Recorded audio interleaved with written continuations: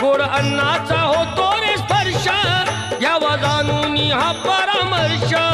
पुऱ्या वर्षाची साऱ्या दुःखाची वाचावी कशी मी गाथा बाप्पा मोरया रे बाप्पा मोरया रे चरणी ठेवी तो माथा बाप्पा मोरया रे बाप्पा मोरया रे चरणी ठेवी तो माथा बाप्पा मोरया रे बाप्पा मोरया रे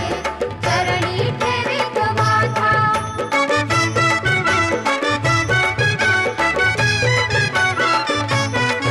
पहा आली कशी आज वेळ कसा खर्चाचा